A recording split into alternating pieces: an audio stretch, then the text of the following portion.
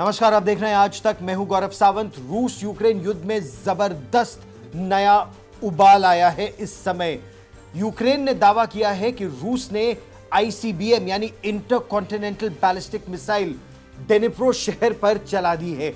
और अगर आईसीबीएम का असल में इस्तेमाल हुआ है तो यह एक बहुत बड़ा संकेत रूस दे रहा है, यूक्रेन को नहीं बल्कि अमेरिका और यूरोप के और देशों को। आईसीबीएम यानी इंटरकॉन्टिनेंटल बैलिस्टिक मिसाइल, जिसकी मारक क्षमता 5000 किलोमीटर से अधिक होती है। और यूक्रेन तो रूस के बिल्कुल बगल में है, कुछ 100 किलोमीटर दूर वार करने के लिए इतनी महंगी और इतनी ताकतवर इंटरकॉन्टिनेंटल बैलिस्टिक मिसाइल चलाने की आवश्यकता रूस को क्यों पड़ी? हाल ही में अमेरिका के राष्ट्रपति जो बाइडेन ने यूक्रेन को अनुमति दे दी थी कि वो अमेरिका में निर्मित आर्मी टैक्टिकल मिसाइल सिस्टम यानी एटाकैम्स का इस्तेमाल कर सकते हैं। और उसके महज 48 घंटों में यूक्रेन ने रूस पर एटाकैम्स से वार भी किया। उसके बाद यूक्रेन ने ब्रिटेन में निर्मित स्टॉर्म शैडो मिसाइल का भी इस्तेमाल किया। और रूस इन दोनों को एक बहुत बड़े एस्केलेशन के रूप में देख रहा है। रूस के राष्ट्रपति व्लादिमीर पुतिन ने रूस की परमाणु नीति में परिवर्तन भी की और उसका ऐलान भी किया। परमाणु नीति में उन्होंने परिवर्तन क्या किया? उन्होंने यह कहा कि अगर कोई कन्वेंशनल वेपन स्टेट यानी यूक्रेन रूस पर हमला करता है और उसकी मदद एक न्यूक्लियर वेपन स्टेट करता है, चाहे वो अमेरिका हो, ब्रिटेन हो, नेटो के अन्य सदस्य देश हो जिनके पास परमाणु हथियार है, तो रूस पलटवार परमाणु हथियारों से कर सकता है। इसको पश्चिमी देशों में और कई एनालिस्ट इस रूप में देख रहे हैं कि रूस ने अपना न्यूक्लियर वेपन्स को यूज करने का थ्रेशोल्ड, जो उसने एक सीमा तय की है, उसको और कम कर दिया है कि किन परिस्थितियों में रूस परमाणु हथियारों का इस्तेमाल कर सकता है। नो फर्स्ट यूज की नीति में यह बहुत बड़ा परिवर्तन है। और इसके मायने क्या है? अगर रूस के अस्तित्व को खतरा होता है या रूस को बड़ा खतरा लगता है तो रूस परमाणु हथियारों का इस्तेमाल करेगा। यह संकेत अमेरिका को है, यह संकेत ब्रिटेन को है, यह संकेत जर्मनी और फ्रांस जैसे ताकतवर देशों को है यूरोप में कि वो यूक्रेन की मदद निरंतर ना करते रहे। अब प्रश्न यह उठेगा कि आखिर एकाएक यह परिवर्तन करने की आवश्यकता पड़ी क्यों? यह परिवर्तन इसलिए किया जा रहा है क्योंकि अमेरिका में चुनावों के बाद यह तो तय है 20 जनवरी 2025 को शपथ ग्रहण समारोह होगा डोनाल्ड ट्रंप का। संकेत यही कि डोनाल्ड ट्रंप चुनावी रैलियों में जो बात कर रहे थे कि उनके आने पर उनके राष्ट्रपति भवन या अमेरिका में जिसे व्हाइट हाउस कहा जाता है, शपथ ग्रहण से पहले ही रूस यूक्रेन युद्ध को वो रुकवा देंगे। जो बाइडेन ने क्या किया? जाते जाते नवंबर के महीने में उन्होंने अनुमति दे दी कि एटाकैम्स का इस्तेमाल किया जा सकता है। अब एटाकैम्स के इस्तेमाल से ऐसा नहीं है कि यह युद्ध बदल जाएगा और यूक्रेन के पक्ष में हो जाएगा, लेकिन यह संकेत है अमेरिका की तरफ से, जो बाइडेन के प्रशासन की तरफ से, कि वो एस्केलेट कर रहे हैं जाते जाते। और यह इकलौता एस्केलेशन नहीं है। अमेरिका ने हरी झंडी दे दी है जो बाइडेन ने कि अमेरिका यूक्रेन को एंटी पर्सनल माइंस देगा, यानी बारूदी सुरंग देगा।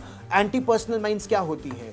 उसको जब आप बिछा देते हैं तो अगर कोई सिपाही उन जमीन के नीचे दबाकर रखी गई बारूदी सुरंगों पर अगर पैर रख देगा तो वो बारूदी सुरंग फट जाएगी, वो एंटी पर्सनल माइंस फट जाएंगी और उससे खतरा बहुत ज्यादा बढ़ जाता है। अमेरिका ने तो ओटावा कन्वेंशन पर और एग्रीमेंट पर साइन नहीं किया, लेकिन 90 के दशक में 92 में इस पर साइन यूक्रेन कर चुका है, लेकिन उसके बावजूद वो एंटी पर्सनल माइंस ले रहा है। इसका क्या मतलब है? इसका मतलब यह है कि अब यूक्रेन को यह खतरा सता रहा है कि रूस की सेना बहुत तेजी से आगे बढ़ेगी। इन्हीं 2 महीनों में, नवंबर अब लगभग समाप्त हो गया है, दिसंबर का महीना और जनवरी में 20 दिन। अंदेशा यह है कि रूस अब एक जबरदस्त चढ़ाई करेगा यूक्रेन पर और इसीलिए रूस की सेना को रोकने के लिए एंटी टैंक माइंस और एंटी पर्सनल माइंस बिछाना चाहता है उस पूरे क्षेत्र में यूक्रेन, ताकि रूस की सेना आगे न बढ़ सके। अब मैं आपको बताता हूं ये जो युद्ध है ये 1000 दिन बाद किस दिशा में आगे बढ़ रहा है। फरवरी 2022 में जब मैं यूक्रेन में था, यह युद्ध उस समय शुरू हुआ था। शुरू के दिनों में रूस ने जबरदस्त हवाई हमले भी किए, ग्राउंड अटैक्स भी किए और एक साथ कई मोर्चों पर रूस आगे बढ़ा।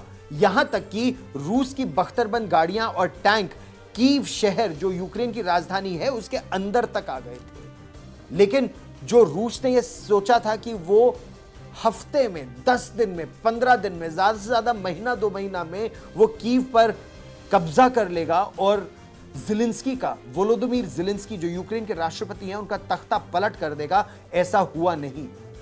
यह युद्ध पूरे 2022 में चला, पूरे 2023 में चला, अब 2024 खत्म होने वाला है। नवंबर के आखिरी हफ्ते अब बस 2 बचे हैं और इसके बाद दिसंबर का महीना। इसीलिए अब रूस एक बार फिर बड़ा हमला करने की तैयारी में है। हालांकि एक चीज यहां पर तय करने की जो बहुत साफ है कि पूर्वी दिशा में रूस धीरे धीरे आगे बढ़ रहा है। जो डोनेट्स्क का इलाका है उसमें लगभग हर रोज रूस कुछ दूर और आगे बढ़ जाता है और यूक्रेन की सेना धीरे धीरे धीरे ही पीछे हट रही है। लेकिन अगस्त के महीने में, अगस्त 2024 में यूक्रेन की एक ब्रिगेड ने जबरदस्त पलटवार किया और वो भी उन्होंने कुर्स्क के इलाके में, जिसका रूस को बिल्कुल अंदेशा तक नहीं था, जबरदस्त ऑपरेशन किया यूक्रेन की सेना ने और उन्होंने कुर्स्क के इलाके पर अपना कब्जा जमा लिया। अब उन्होंने कब्जा तो जमा लिया, लेकिन जिस तरह की रसद सामग्री, हथियार और हथियार प्रणालियां उनको निरंतर जिसकी आवश्यकता थी, जिस गति से उसकी आवश्यकता थी, वो पश्चिमी देशों ने यूक्रेन को नहीं दी। अगस्त का महीना था, अब नवंबर का महीना है।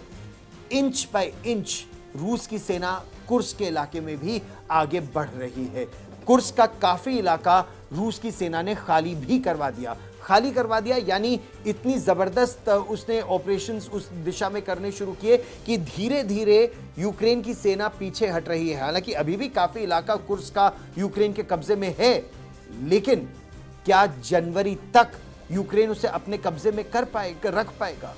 और अब यूक्रेन को डर इस बात का है कि लगभग 11,000 उत्तर कोरिया के सिपाही पहुंच चुके हैं कुर्स्क के इलाके के आसपास और अब 50,000 सिपाहियों के साथ रूस एक जबरदस्त हमला करेगा कुर्स्क के इलाके में। वहां पर 3,000, सोचिए, हालांकि एक ब्रिगेड स्ट्रेंथ है, 3,000 के आसपास यूक्रेन के सिपाही थे अगस्त के महीने में। काफी उसमें वीरगति को प्राप्त हुए, काफी उनमें घायल हुए, जो उनको पीछे उनको खदेड़ना, उनको वापस भी आना पड़ा और रूस अब अलग अलग दिशा से 50,000 सिपाहियों के साथ कुर्स्क पर हमला करने की तैयारी में है। ऐसे में केवल 3,000 सिपाही कुर्स्क के इलाके को रोक नहीं पाएंगे। अब जो सबसे बड़ी चुनौती यूक्रेन के राष्ट्रपति वोलोदिमीर ज़ेलेंस्की और यूक्रेन की सेना के सामने है कि क्या वो कुर्स्क को बचाएं या फिर पूर्वी यूक्रेन में, जहां रूस की सेना एक सुनियोजित रणनीति के तहत आगे बढ़ रही है, उस क्षेत्र को बचाएं।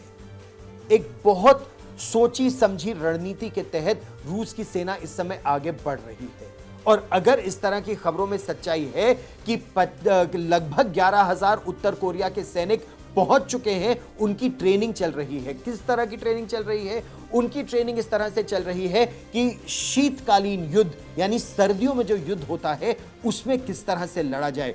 वहां पर इस समय हाड़ कपाने वाली सर्दी यानी 0 से 10, 15, 20 डिग्री कम तापमान होने लगा है और दिसंबर और जनवरी के महीने में यह तापमान और गिरेगा। ऐसे में कोई बड़ा ऑफेंसिव करना संभव ही नहीं है।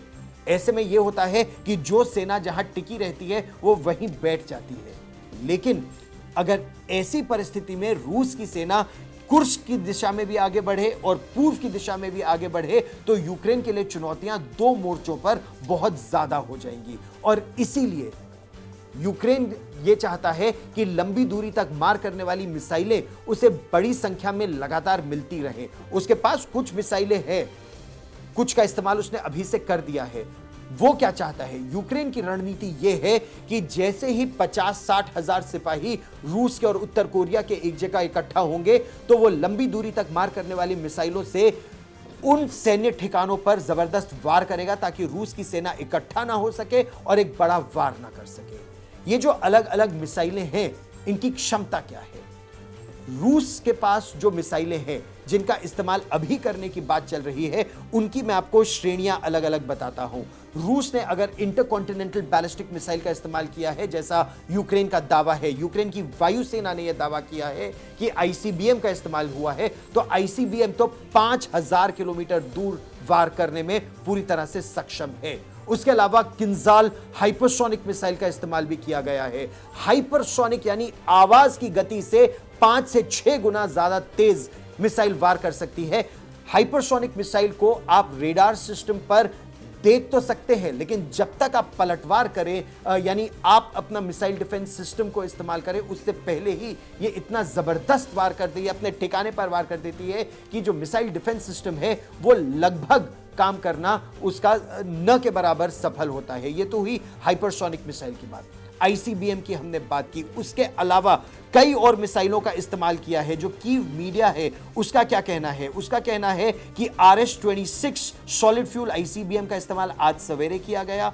5800 किलोमीटर इसकी कुल मिलाकर रेंज है। उनका यह भी दावा है कि रशिया ने किंजाल हाइपरसोनिक मिसाइल का इस्तेमाल किया। उनका यह भी दावा है कि KH-101 क्रूज मिसाइल्स का इस्तेमाल भी किया गया है। उनका यह दावा है कि इन मिसाइलों को तो उन्होंने रोक लिया, कुछ को रोक लिया, कुछ ने जबरदस्त वार किया। आईसीबीएम डेनिप्रो शहर में गिरा। डेनिप्रो की एक बड़ी दिलचस्प कहानी है। 2022 में जब मैं रिपोर्टिंग कर रहा था यूक्रेन से, तो मैं डेनिप्रो शहर भी गया था। एक जमाना वो था जब डेनिप्रो मानचित्र पर ही नहीं था। आप सोचिए, एक ऐसा शहर जो सोवियत संघ के जमाने में मानचित्र पर था ही नहीं। ट्रेनें जाती थी, अगर एक जगह से दूसरी जगह जाती थी तो वो डेनिप्रो में रुकती नहीं थी। डेनिप्रो में जो लोग रहते थे वो किसी को बता नहीं सकते थे वो कहां रहते हैं, क्योंकि नीपर, वहां के लोग उसे नीपर कहते हैं। डेनिप्रो सबसे बड़ी नदी और सबसे मशहूर नदी है यूक्रेन की। तो डेनिप्रो नदी के तट पर यह डेनिप्रोवोस्तक शहर जो कहलाता है डेनिप्रो, वो उनका सबसे बड़ा न्यूक्लियर हेडक्वार्टर्स हुआ करता था। वहां पर से रॉकेट और मिसाइल्स फायर करने की क्षमता थी। इसीलिए सोवियत संघ के जमाने में डेनिप्रो शहर मानचित्र पर हुआ ही नहीं करता था। जब मैं डेनिप्रो शहर 2022 में गया और हम लोग 3-4 दिन वहां से रिपोर्ट कर रहे थे, तो इस शहर की रक्षा के लिए जबरदस्त तैयारियां की थी यूक्रेन ने। और सेकेंड वर्ल्ड वॉर में जिस तरह से trench warfare, first world war का ट्रेंच वॉरफेयर और सेकेंड वर्ल्ड वॉर का जो टैंक वॉरफेयर होता था, वो उस शहर में उसकी तैयारियां थी, क्योंकि रूस की सेना काफी आगे तक बढ़ गई थी। सबसे बड़ा खतरा 2022 में डेनिप्रो शहर के लिए था और उस समय वहां पर बाकायदा ट्रेंचेस खोदी गई थी। वहां पर जो लोग कमांडो कॉमिक्स बचपन में पढ़ते थे वो जानते हैं, हेजहॉग एक चीज होती है, लोहे के ऐसे एक्स की शेप में जो बैरियर्स लगा दिए जाते हैं, एक के बाद एक कई सारे एक्स की शेप में लोहे के तार लगा दिए जाते हैं और उस पर टैंक आगे बढ़ ही नहीं पाते, क्योंकि वो टैंक उनमें अटक कर फंस जाते हैं। तो उस तरह के हेजहॉग्स एक्स शेप के वो पूरे शहर के चारों ओर लगाए गए थे। पूरे शहर के चारों ओर एक तरह से वहां पर ट्रेंचेस खोद दी गई थी और यूक्रेन के सिपाही वहां पर थे। उस शहर पर रूस ने जबरदस्त हमला किया है आज सवेरे। रूस की कोशिश भी यही है, कई लोगों के अनुमान के मुताबिक, कि वो डेनिप्रो नदी तक पहुंच जाए और ये नदी नई सीमा हो जाए। जेडी वैंस जो अमेरिका के नए उपराष्ट्रपति होंगे, जेडी वैंस का एक बयान भी सामने आया था कि ट्रंप प्रशासन की कोशिश यही होगी कि यह युद्ध रुक जाए, यह युद्ध आगे ना चले। और इसको रोकने का समझौता क्या होगा? जो सेना जहां है वहीं पर ठिठक जाए, वहीं पर ठहर जाए। तो जहां तक रूस की सेना पहुंच जाएगी उसका वही ठिकाना हो जाएगा।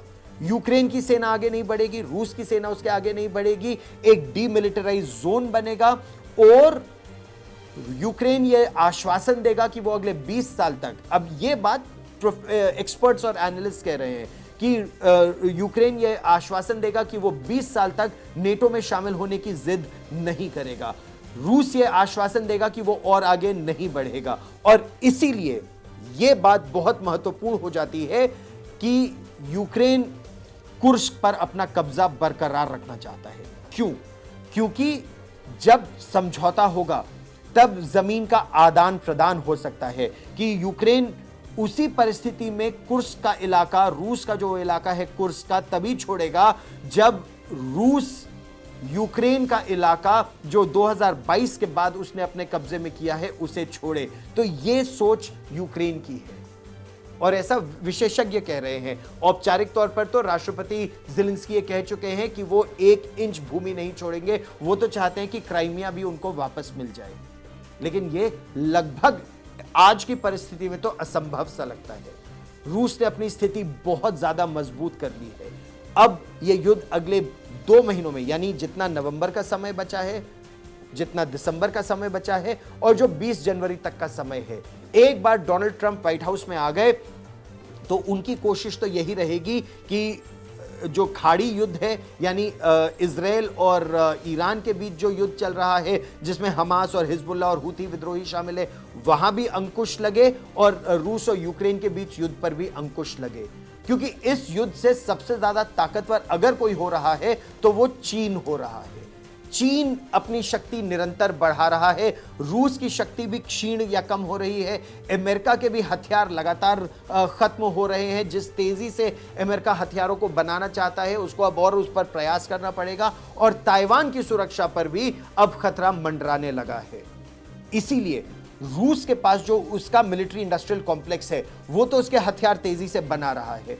रूस ईंधन का निर्यात भी कर रहा है, गैस का निर्यात भी कर रहा है, उर्वरक का भी निर्यात कर रहा है, यूक्रेन भी निर्यात कर रहा है। लेकिन यूक्रेन को बहुत ज्यादा हथियारों की भी आवश्यकता है, पैसों की भी आवश्यकता है और पुनर्निर्माण में जो पैसा लगेगा वो तो अलग। दोनों तरफ से कोशिश ये है कि वो एक दूसरे का ज्यादा से ज्यादा इलाका अपने कब्जे में कर ले। लेकिन रूस के पास सिपाही भी हैं और अगर राष्ट्रपति ज़ेलेंस्की की इस बात में दम है कि 10 से 11,000 सिपाही उत्तर कोरिया से आ गए हैं और 50,000 से 1 लाख सिपाही और आ सकते हैं, अगर ऐसा हुआ तो रूस के पास तो शक्ति की कोई कमी नहीं है। रूस के पास हथियार उत्तर कोरिया से भी आ रहे हैं, ऐसा यूक्रेन का मानना है। रूस खुद भी अपने हथियार बना रहा है, लेकिन यूक्रेन को हथियारों के लिए अमेरिका पर, फ्रांस पर, जर्मनी पर, इंग्लैंड पर निर्भर रहना पड़ रहा है और वो हथियारों की सप्लाई कई बार या तो देर से आती है, कम आती है, या हथियार जहां इकट्ठा होते हैं वहां रूस जबरदस्त मिसाइलों से हमला करके उन हथियारों को ध्वस्त कर देता है। इसलिए चुनौतियां इस समय यूक्रेन के सामने बहुत ज्यादा हैं। अगले 2 महीने बेहद खतरनाक होंगे रूस के लिए भी, यूक्रेन के लिए भी। और जिस तरह से अगर इंटरकॉन्टिनेंटल बैलिस्टिक मिसाइल का इस्तेमाल रूस ने किया है 1000 दिन में पहली बार, तो ये बहुत सीधी चेतावनी अमेरिका और नेटो देशों की है। अब देखना यह है कि अमेरिका क्या और ज्यादा हथियार यूक्रेन को देता है, क्या यूरोप के देश और ज्यादा हथियार यूक्रेन को देते हैं, या फिर सब अब युद्ध विराम की ओर आगे बढ़ेंगे। इस बुलेटिन में फिलहाल इतना ही। देखते रहिए आज तक।